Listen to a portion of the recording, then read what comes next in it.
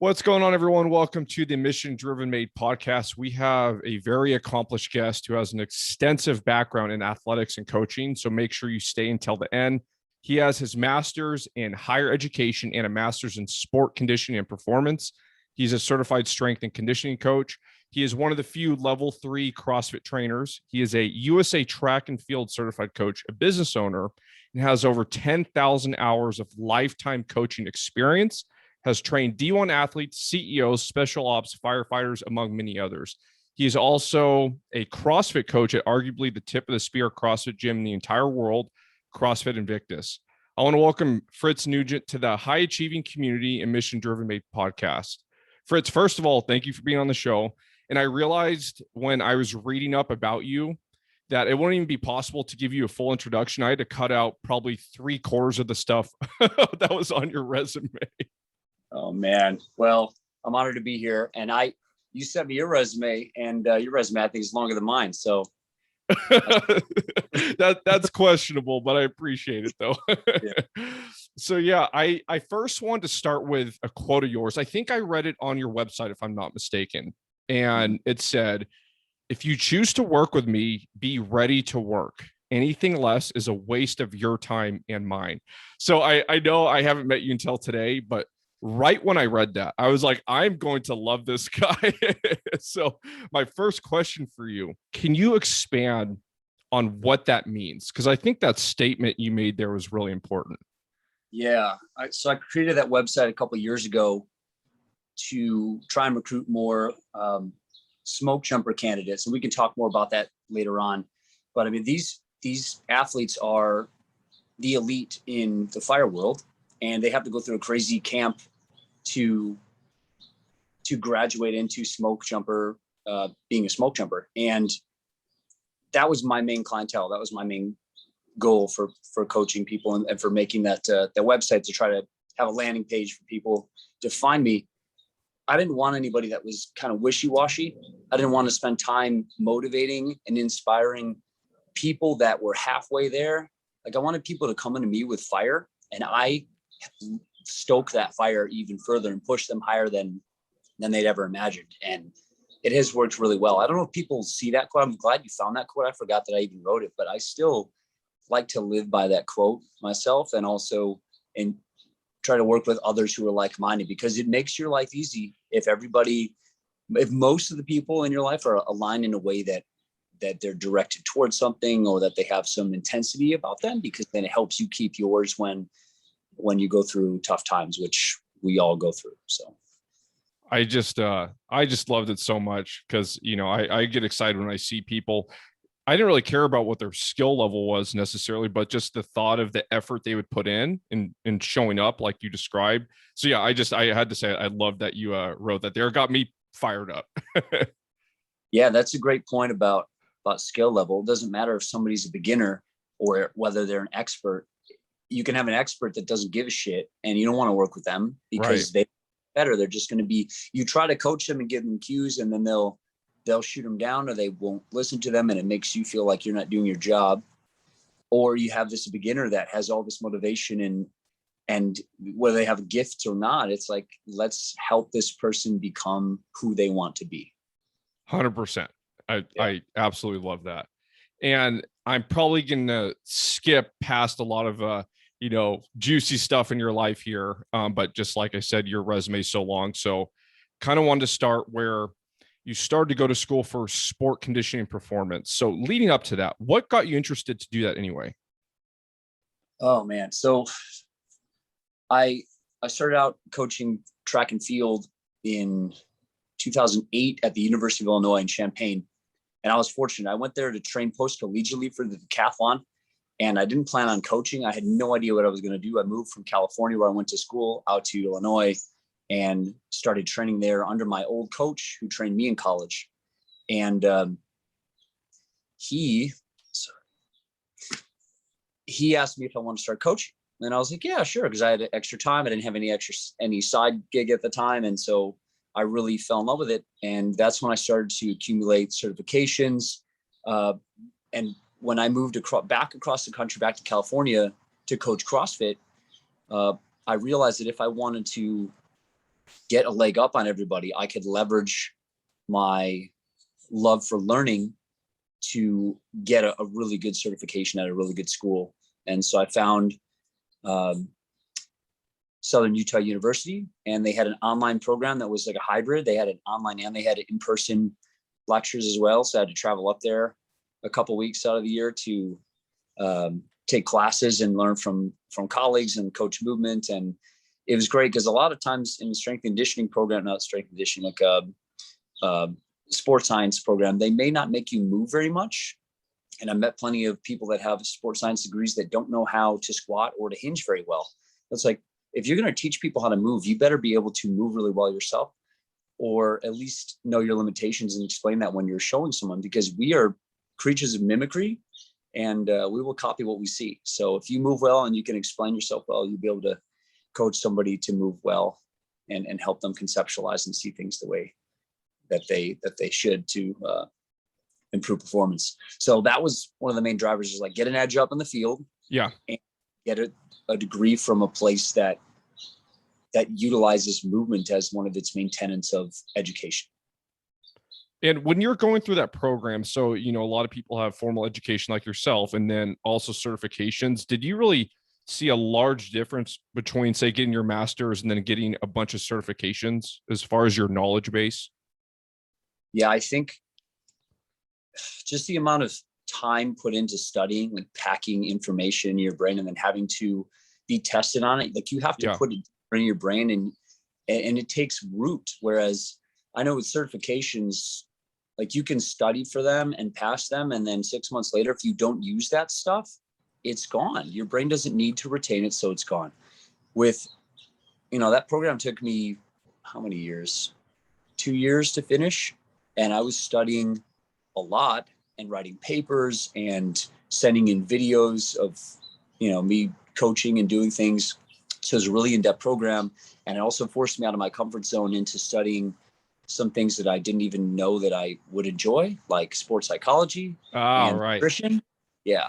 So I had to take a nutrition class, and it was fantastic because I'd taken nutrition before, but it wasn't really this in-depth. So the depth of which you learn and the time spent practicing in a formal education, especially if it's directed to coaches, which this one was, it's like everything is applicable. So you take everything you learn during that week and you apply it to your athletes and to yourself. And that way you can, facilitate the ingraining of those things, as opposed to, I know some certifications have some knowledge that isn't really applicable. Once again, if you don't use it, you lose it. It's still in your brain somewhere, but to really be able to go in there and pull it out and use it, you have to either go back and study, or you have to hit it every day with your clients. That way it's something that is immediately usable in your arsenal. Right. It isn't the psychology part that you just mentioned. Isn't it just fascinating? Yeah. That book was so dense, and I still will pull it out from time to time when I have an athlete. Like, oh man, this person exhibiting, signs of performance anxiety. What are some strategies that you can help them get through this? I'll go look up stuff in the book, and like, they'll give you, 12 different things that you can focus on. Each chapter in that book is written by a couple different sports psychologists. So there's like, 300, 400 pages of text written by 20 different sports psychologists that are at the top in the field in the United States. So it's being able to leverage that stuff and use that is great. Awesome. Yeah. And I want to talk a little bit about your personal athletics. I heard you mention it briefly a few minutes ago, but you became one of the top decathlon athletes in the US and the entire world. And so I'm just curious, what did the day in and day out look like to become such a high level at something? Man, I feel like I didn't get to that high of a level. And my best score was decent. I think I was 29th in the United States that year. I would have taken top 10 Division I national championship with that score. And in the world, I think it was top 250, which, looking back at that, that's not that. I mean, I think I could have been much better. That was at the end of my third season doing the decathlon. And the deck has so much skill. It takes 10 years plus to master. So, I mean, ideally you start it when you're 18 years old, and then you are peaking by the time you're 28, which is when you peak like physiologically. Yeah. I got that cut short. I started when I was 21 and I peaked at 24. I got injured. I tore my pec on this side. Oh no. Yeah. Oh, no. Like it's still really messed up. So that I went to a doctor that told me it would heal fine on its own. And it has for like carrying groceries and like living a normal life, but not for throwing a javelin, pole vaulting, discus. Like I couldn't really move those implements with the same force because there's just not as much muscle fiber here. And the pec is one of the main stabilizers and force producers for throwing things. Gotcha. So it really put a damper in things. So I really only had 3 seasons to get there, and my trajectory was headed up. So I was real excited about it. But that's how I ended up finding all these other sports, because I had to find other avenues for my physicality, I guess. And does it still hurt to like press and pull with your pec?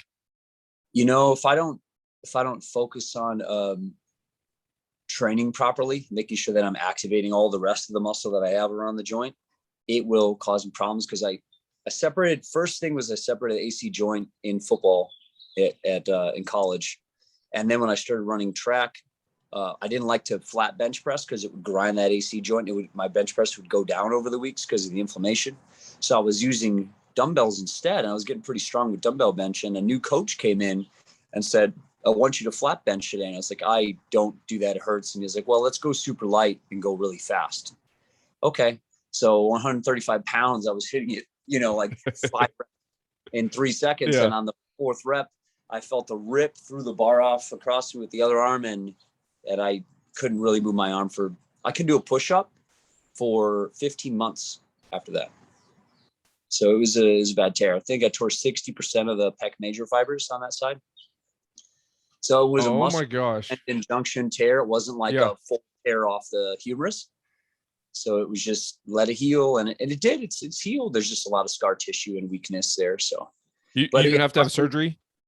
No, I went to 3 months after it happened. I went to the Curl and Job Clinic in LA, which is a surgeon that works with the Kings and the Lakers and all the top athletes. And he didn't have to see my MRI. He said, take off your shirt and open up your arms like this. And he said, oh yeah, there's some webbing there. You tore, 60+% of your pec major fibers. I can see it. I would have had you in surgery within 10 days if I'd known about this. And I would have been able to fix you to more than 100% of your old strength by putting a titanium weave mesh in there. So I missed out on, and he said, we could do the surgery, but you risk losing feeling in your hand, sensory feeling. And I was an artist at the time. That was my undergrad major. And so I was like, I can't risk my art ability on, this surgery. And so I passed on it. So that was, I'm okay with it. At the time, I wish I would have found that doctor earlier, because then I could have best of both worlds, but it didn't fall that way. So. Gotcha. And out of all the sports that you played, and I know there was a lot like strongman, basketball, rugby, Oli, CrossFit, martial arts, football. I know there's a whole list of other ones, but did you have any of those that was your number one? Like, you're most passionate about, the one that you put the most time in, type of a thing? Yeah, definitely track and field, because I ran 2 years in high school, and then I ran 4 in college, and then post-collegiately I trained another 2. So it's a majority of my life was track and field. Strongman was probably my next favorite, just because it was unlike any other sport I'd ever played. I mean, it's very much like you just get as big and strong as you can, and then you go and ogre some shit around with a bunch of other ogres, and then drink a bunch of beer afterwards. It's great. If I remember correctly, one of the strongman guys that I used to follow and kind of learn from, I don't know if he works at Invictus or if he like contracts with you guys. It's a French guy. Does that ring a bell? Oh, Julien Pinel. Yeah, I think that's the one. I used to watch videos of that guy when I wanted to learn anything about strongman. Yeah, he did a seminar in Invictus this past weekend. Strong Fit is his company. Oh, okay. Yeah, I was going to say, I thought he was over at Invictus. It's been a long time since I've seen any of his stuff, though. Yeah, I highly recommend that certification if to your listeners out there, because it's fun. It's really challenging. They make you They make you die on the sleds. They make you do sleds until you can't move. And then the next day you come back and you're not even hurting because it's all concentric work, which is great. So. Oh, that's amazing. I love that. And then kind of going back into your coaching. So you started coaching track and field, and then can you kind of talk about how your coaching progressed from there? Yes, I spent 3 years coaching at the University of Illinois, and I was a multi-event coach, jumps and hurdles, and sprint coach. And I also ended up writing the strength and conditioning, although I think I was way too young in my coaching career to be writing strength and conditioning for Division I, like Big Ten athletes, but they let me do it because I had a knack for it and I enjoyed it, even though I had little to no experience besides my own training and following programs that were written for me in college by the strength coaches that I worked in my school.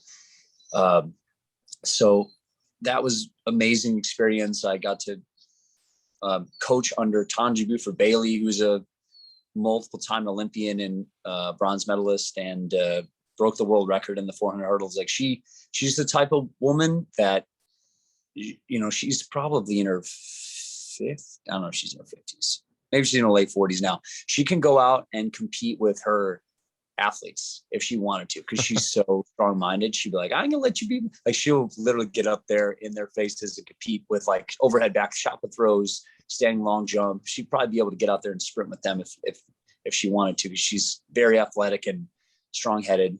It was amazing working under her. And then Mike Erb, he is a jumps coach at Indiana University now, and he was my undergraduate track field coach, and he ended up moving to University of Illinois coach there. And he was the jumps and hurdles and jumps and throws and multi-event coach for the female athletes. And I learned so much under him. Both of them. It was great. And so after that, I didn't really know what to do. I've only been coaching for 3 years. I had some jobs offers to coach Division I track and field across the country. After that third season, none of them were in a place I really wanted to go. And the pay was like not enough. I had some crazy student loans. Yeah. So my cousin started a distributorship in Chicago. And I went and worked for him for 1 year. He's a great smooth talker. Love the guy. He's like, hey, listen, you just come work with me. You get to meet some awesome surgeons and sell some stuff and make some money and have a good time in the city of Chicago. You'll love it. So I was like, okay. And I went and did it for a year. I didn't like it because I wasn't coaching. I didn't feel like I was maximizing my abilities. And that's when a CrossFit coach from California who lived in the town that I went to college in called me up, and he said, hey, I need a CrossFit coach. Can you move out here in 2 weeks? And I was like, yep. And then I headed out of town, moved my then girlfriend, now wife, out there with me. And that was how long ago? 8 years ago. Yeah, about 8 years ago. So then CrossFit coaching at a couple different CrossFit gyms, got my certs. That's when I got my Master of Sport Conditioning Performance. And after that, my wife was like, she didn't really like the area we were living in. It was like inland California. Oh, so right. She's like, I'm going to get she has a bachelor's degree in biology from University of Illinois, integrated biology. So she said, I'm going to get my prereqs done and get into Loma Linda and get my degree in clinical lab science. And I'm going to get a job at Kaiser, which is the best hospital pay wise. And we're going to move to San Diego because I took her down here for a weekend and she loved it. So that's what she did. Took her a year to get her prereqs done, 2 years to get her degree. And then within 3 months, we were living in San Diego after she got her degree. So she's like, listen, I'm making more money. We're going to go where I want to be. And I was like, okay. So after that, I found a couple different jobs down here to work on the side, and I grew my personal business after that. So that was really where my online coaching started, was when I moved down to San Diego. I had athletes in my old town that wanted to continue to train with me, and I needed a way to deliver them programming and a way to check up with them to make sure that they were doing what they needed to do. And so the business evolved out of that. And it's been growing, and I've been tinkering with it ever since. Haven't really put 100% of my effort into it. Maybe one day I will, but I'm not sure. And so the majority, I think, of my coaching growth has come in the last 2 years at Invictus, because there's so many great coaches there, and there's such a high standard there for what is expected of you as a coach that you either sink or swim. And so lucky for me, I swam hard. Awesome. Before you moved to take on that coaching job, and then you said you coached at multiple gyms, had you done CrossFit yourself by that point? Yeah, a few times. Funny story. So that CrossFit coach, when I went out to Redlands to meet a friend for some trip, and she's like, "You want to come to this CrossFit gym?" And I was like, "I've never done it before." And she was like, "Okay, well, you train, so you'll be fine." And luckily for me, that workout that day was 10-minute AMRAP of 315-pound deadlift and 100-meter sprint. And I remember I was like, "Could I go heavier?" And they're like, "What do you mean?" Like, I didn't look big. I'm kind of lanky, wiry guy. So I ended up building up to 405. And I think I went like 13, 14 rounds in 10 minutes with a single deadlift and a 100-meter sprint. And they were like, "Holy shit." Cause I beat everybody in the gym and I went heavier. They thought that was, I could do everything like that. No, I just could deadlift and sprint, cause that's what I did. So when I moved back I went back to Illinois, and the next year passed, he called me up thinking he was going to have some super athlete come and train at his gym and be on his games team and all that. And when I showed up, I had been a track and field coach that coached strength and conditioning. I had not coached CrossFit. And I had some experience coaching CrossFit. I had joined a gym in Chicago while I was out there, but I wasn't ready to coach CrossFit. But luckily for me, my coaching background was robust enough, and I was stubborn enough to just try to make it work, and I made it through. So very interesting how it all turned out. And then from there, how did you get into training all the different types of tactical athletes? Yeah. So Heidi Esch was my first smoke jumper female. She was a member of that first CrossFit gym that I coached at when I moved out to Redlands. And she came to me and she said, I applied for and got accepted to the Smoke Jumper Academy. I failed these last 2 years, and I'm going to try it one more time. Can you help me? And I was like, "I would love to. What do you need to do?" And she gave me a list of all the things that they have to do. She's like, "I need to be able to do over, 15 dead hang pull-ups. I need to be able to do over 100 strict push-ups in a row without breaking. I need to be able to do over 120 sit-ups in 3 minutes. And I need to be able to carry a 110-pound pack in less than, I think the time was 65 minutes. I think they bumped it down to 55 minutes or something like that since then." So she gave me, I need to be able to run a half marathon down a whim. I need to be able to do all this stuff. So everything from the strongest of strong to the longest of long, all of it. And I was like, okay. And then she also gave me a bunch of stuff. Like, they do this at camp and they do that at camp, because she had done it twice. She knew where she was weak. And so I put it into a logical training program over the next 6 months and used my track and field periodization models on her. Yeah.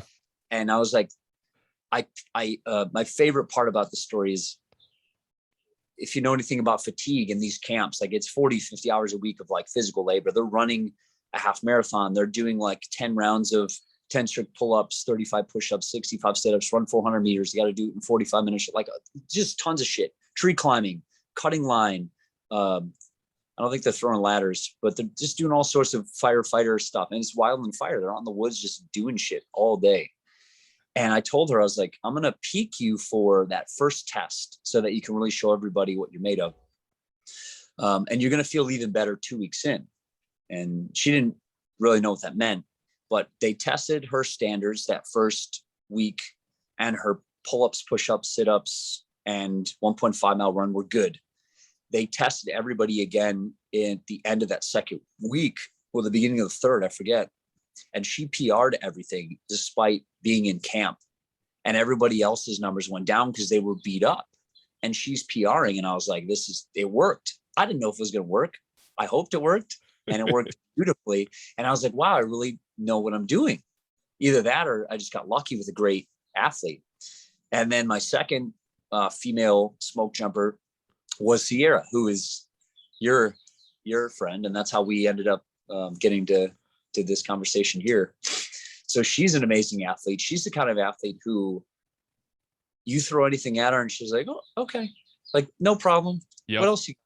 Like, she'll go out and run a 100-mile race. Who can run 100 miles? I don't know too many people. I mean, that's a whole community. It's a small community, but I mean, you have to have a certain mindset that's like, I can do whatever you give me and there's nothing that's going to stop me.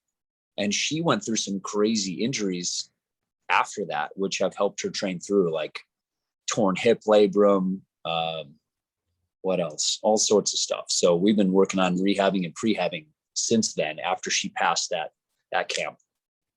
And this season, I was fortunate enough to work with another amazing young female smoke jumper who made it through the Fairbanks camp in Alaska. So wow, just to give the listeners out their perspective, there's not a lot of female smoke jumpers in the world. It's less than 1% of the smoke jumpers, maybe even less than that. It's a very male dominated world because of the physicality of it and because of the culture. I mean, it's just not a place that would be comfortable for females to be. I mean, I know stories in smoke jumper camp where females, they get to a bathroom out in the middle of the woods and everybody's got to use it in 5 minutes. And like, females take longer than the males to go to the bathroom, and they make them strip and change their clothes in front of everybody. Like with the male group, that's fine. But when you have a female, it's a little different. So there's some things that you have to battle through, among others, as a female to be comfortable in the camp, let alone train yourself up to the same standards as the males. They don't give females separate standards. You have to pass the same standards as the males. And for me as a coach, I love when a female athlete comes to me and says, hey, I want to be able to do this. And this is something that no females do. And almost all males wash out from this all the time as well. Can you help me? And if I can help that person, I feel like I'm a damn good coach because of the challenge. It's all about the challenge. And the thing that fascinates me personally with the program design, I mean, you're training her for strength and endurance, which those are like almost polarizing. They can be so different. So yeah, it's just fascinating to think of what you came up with to lead to her success. It's awesome. Yeah. It's the training programs take me, when I first trained that first athlete, it would probably take me 2-3 hours every weekend to write her 1 week of training. And now I can do it in a lot less time than that because I have a pattern for it and I have a nice spreadsheet style that I use. It's very clear, it's colorful, it's organized, where before it was kind of like, here it is, Heidi, figure it out. And she was so determined, even if it didn't quite look great or like flow very nice, she followed it. It was our best way to communicate what I wanted her to do, and her feedback back to me on the sheet, like, this went well, this didn't go well, I did this much weight, I did this many reps. And it's fun to try to train these athletes from a distance too, because I'm not training them in person. It's all online. So it's like they live all, far away from me, and I'll send them their programming.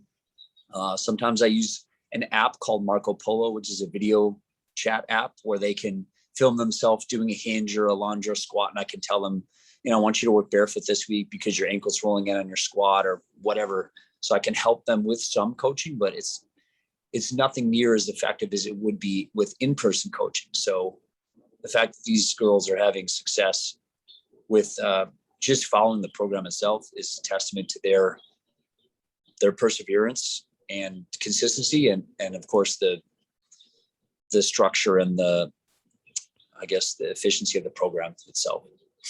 And most coaches that I know, I mean, they're coaching really one type of athlete. And I've noticed with your background, you've coached so many different types of people in different athletic endeavors. So I guess my question is, how have you been so successful with coaching so many different types of people? I don't know. I've been doing it a long time. I think it comes down to the mechanisms, like really understanding the mechanisms that drive performance, and then understanding the psychology of the athlete. That way you can give athletes, like once you have a talk with an athlete and you see an athlete move, you can see exactly where they are and you can estimate what they're capable of and what the next logical progression is for them in anything that they desire to do. And then psychology really comes into this, because you need to convey to them where they are. Because sometimes athletes think they're here and they're not there. They are here. So you need to show them that they're there nicely, kindly, because if you break them down too much, they'll walk out or they'll find another coach that's going to make them feel good. So it's like, you got to teach athletes, like, listen, you're not here yet. You're here.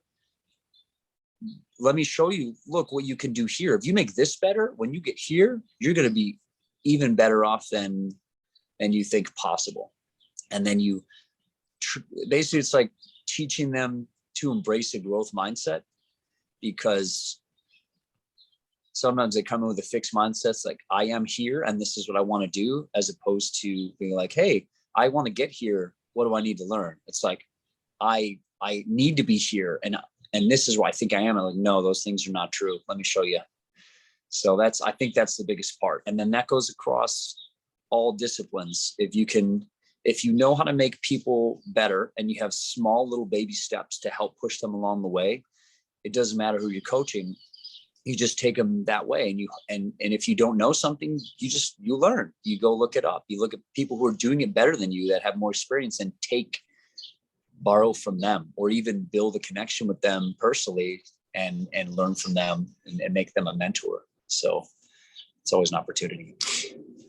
And I would love to hear about CrossFit Invictus. But the first thing I wanted to ask you was, I know it's really competitive getting hired there. I know there's always, hundreds of applicants and they hire just a few people.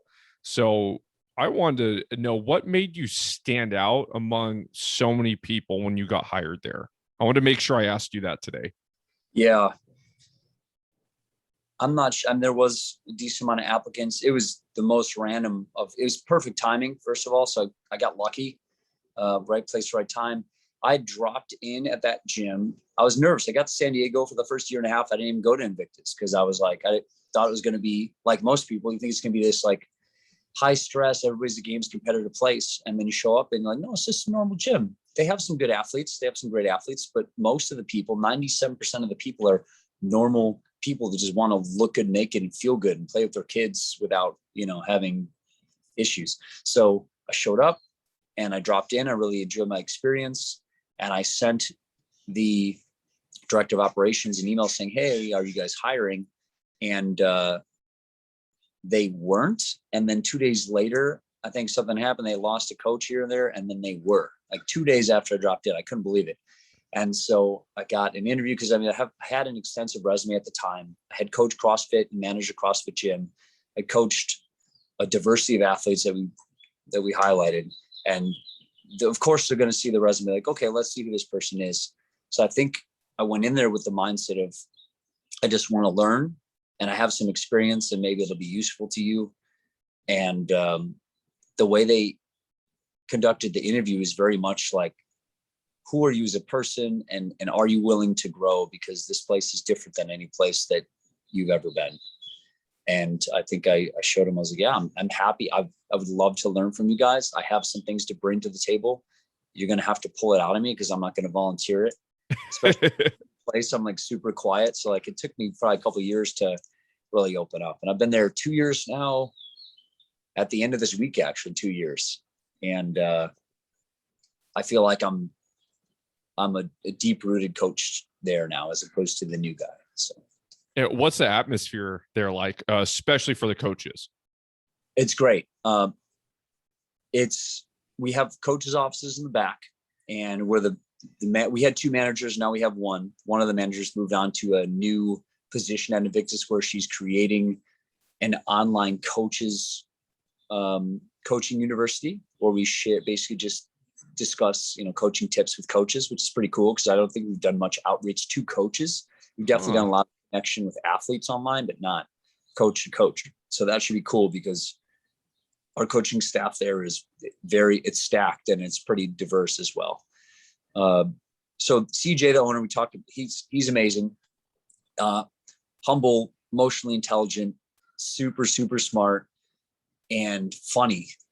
and he hires people that he can get along with that like fill in his weak spots, if there are any. I mean, I know there is, but so he hires people to do the things that either he can't do or doesn't want to do. And so he's hired a good management staff. He hired a director of ops. He has a crew of people working on the online programming part of it. The online programs are a huge part of our business. And then he hired a lot of coaches from diverse backgrounds. Actually, he didn't hire them. He hired managers to hire us, which is amazing. So he doesn't manage us. He just shows up at the gym and like does his thing. And the managers manage us, but not really. They just make sure that we have what we need. Like the mentality is, let me hire really good people and let me see what they want to do. Like if I came to him tomorrow or today and I was like, hey, CJ, I want to create an online program where I coach firefighters through Invictus. He'd be like, great. How do you plan to do that? Well, I'm going to do this and that. Okay, well, let's run the numbers and figure out how much we should charge and how much your cut's going to be and like how much time it's going to take. And do we need to hire another coach so that you can do this on as your main gig and another coach can fill in for your role? Like they're all about do what makes you happy and fulfills you, because that way you're going to maximize who you are and also all the athletes that you come in contact with. And that's the mentality. So it's a very growth oriented place. The coaches all get along and they all respect each other. So and the community, of course, is amazing. The members, as with any gym that I've been to, the members are amazing. They show up, they have a good time. There's no bad apples. Like they're all happy to be there. It's the best part of their day to come into the gym and hang out with you and the rest of their friends. So it's a great place. And I know I asked you a little bit about this offline, but I know you said you're transitioning to also doing, the nutrition coaching part of it. How has that been for you? It's been good. We started the program. Well, we've been running the program for a while. One of the coaches who was running it, he ended up moving on another job in August of last year. So we're coming up on almost a year doing the nutrition. And I took it over with the manager, Kim, and one of the coaches from the Sorrento Valley location. We have two locations in San Diego. We have the downtown location where I work, and then we have Sorrento Valley, which is about 20 minutes north. And so it's Charissa, Sorrento Valley. And she has a rich nutrition background. She was a figure competitor, so she knows how to eat, how to cut, how to do all that. But the main focus of the nutrition program is, like we discussed before you started rolling the tape, to teach people how to make good decisions around nutrition and lifestyle. Because if you give Joe a meal plan that tells him what to eat, when to eat, how much, he will use that as a crutch. He doesn't have to think. He just has to follow the list.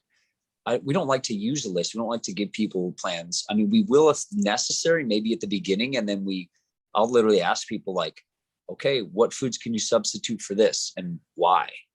Like, what happens if you do this here? Like, you really test people and you try to push them to learn, because if they learn the mechanisms behind what drives their body composition, their performance, then they can do it on their own, and they don't need you. Like, my goal is to get people in and out 3 months max, get them out and get new people in. That way we can, we can teach as many people as possible. I don't want to have 40 people paying me money to give them a nutrition. Like, that's not fun for me. It's boring. I want the excitement is in getting new people in and being like, what are your issues? What do we need to teach you? Holy shit, I've never come across this before. I need to learn and grow to figure out how to help you. So awesome. And then I always try to make sure I ask this question when I remember to any of my guests that have a fitness background. So what is the fitness myth that won't die? Oh man. Okay. This is a tough one because you go a lot of directions with it. Here's one. So spot reduction, fat reduction in a specific area. Back in the 70s and 80s, maybe even early 90s, they were like, this is a thing. Like, if you do crunches, you will lose fat on your abs.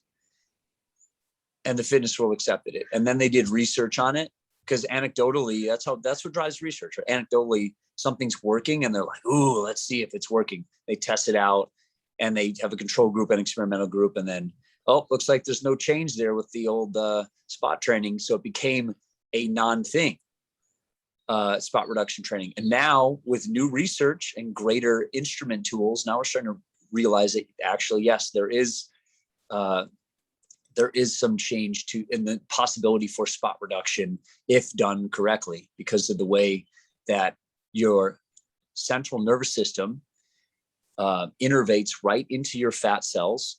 And when you move and do things, you release adrenaline, which mobilizes fat out of those cells.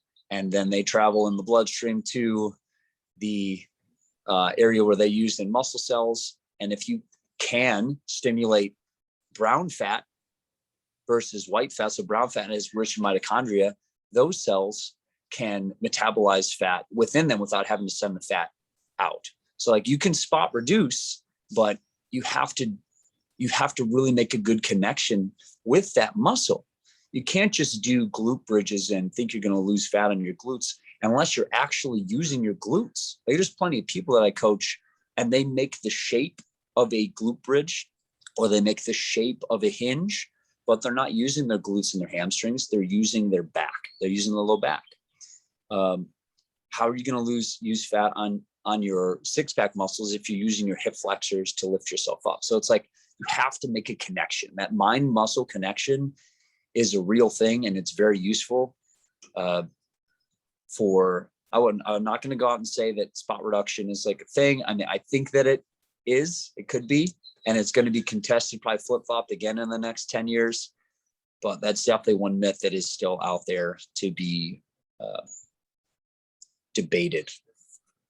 I'm really glad you said that, because how you just expanded on it actually is possible, at least a little bit. I didn't know that until right now. That's awesome stuff. Yeah. And all right, so this is going to be the last part of the show, and I want to give you the floor again for a couple minutes. So you've done so many different things at a high level, especially you're not just in coaching, but in athletics. So I want to know, what did you do differently than 99% of the population to get to where you are and have had the success that you've had? That's a great question. It's hard to say. It's hard to compare myself to others because I don't really know what's going on in their heads and like how hard they're actually working. I wouldn't say that I'm an extremely hard worker. I like to keep a balanced life. I try not to work over 45 hours a week. If I can keep it to 40, I do. But when I work those 40, they very dedicated to my craft. And I think the best way to answer this is that I have an artist's mind. That was my whole upbringing. I've been an athlete my whole life, but I've been an artist as well. And that's one thing that I kind of let go when I started coaching. But before that, it's like when you're an artist, you learn how to see. Like you have to be able to really see what you're looking at and understand the shape and the movement and the line and the flow and like all that whimsical stuff. And I took that eye from art and brought it into coaching. So my most confident area of coaching is Olympic weightlifting. And I think out of I don't know how many hours I have coaching, a lot, probably 4,000 or 5,000 hours is straight up coaching people, beginners mostly, how to move a barbell in Olympic weightlifting style. And I spent the first I've been coaching for 12 years now, 13 years. Out of those, the first 7 years, you're coaching people and you're telling them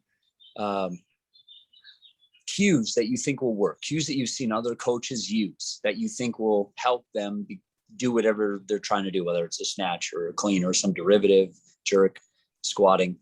And sometimes you'll coach an athlete, you'll tell them a cue and there's no change. And you're like, did they not hear me? No, they heard you perfectly clear. They have no idea what you're trying to get them to do. They don't know.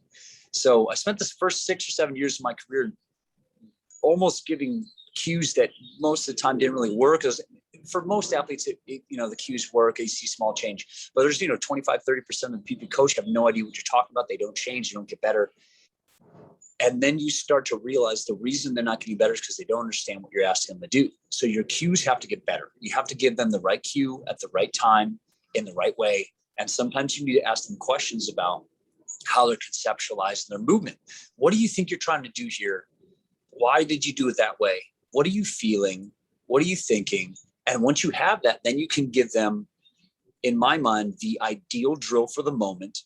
And if they're learning, you take the weight off and you make them go empty bar until they get it right. And you make sure that you use, I'm trying to use my artist's eye to make sure that they're getting what they need to get. Is the tension in the right place? Is the timing right? Is their balance right?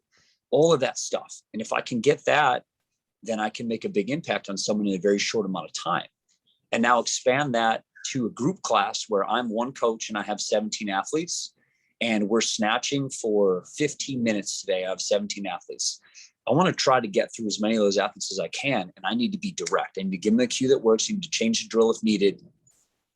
And I think that's really what I've worked the hardest on over these many years, is being able to be really specific, like a scalpel, with my coaching cues and with my eye, so that there's no time wasted. You give them exactly what they need when they need it, and then you move on. It's like you're a artist and a scientist. It like kind of comes together. Yeah.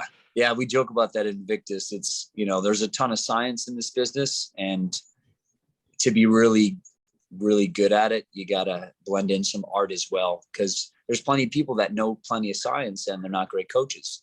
And there's plenty of people that are great with people that are love coaching that are not great coaches because they don't have any science. They just shoot from the hip. They don't plan well. Maybe they don't understand the mechanisms. So if you can understand the mechanisms and also blend in the right timing and the right approach to the athlete's psychology and all that, it's really effective and it's fun and can take you far. And if any of the listeners are looking to connect with you or hire you, where can they do that? You can email me right now, or my website is fritzprogram.com, or you can email me at Nugent, that's my last name, is here at Gmail, Nugent. That's for training. And I because of my contract with Invictus, I cannot just train anybody. I have to train athletes that don't conflict with Invictus. So smoke jumpers, wildland firefighters, firefighter athletes, I have a crew of them that I train in their off season to get them prepared for their on season. And I also have some track and field athletes that I coach. So track and field, firefighters, military personnel, I can train you. Also, we have the Invictus Nutrition program that we talked about. So feel free to check out, just Google Invictus Nutrition and you can read about our program and you can decide whether that's right for you. Awesome. And thank you everyone for listening to the Mission Driven Made podcast. If you found value in this, please subscribe to the show. Take just a few seconds, leave a 5-star review, and then share it with one friend today. Fritz, thank you so much for all the value you brought to all the listeners. It was awesome having you on the show and getting to chat with you. Until next time, everyone, stay mission driven. Thank you so much. All right.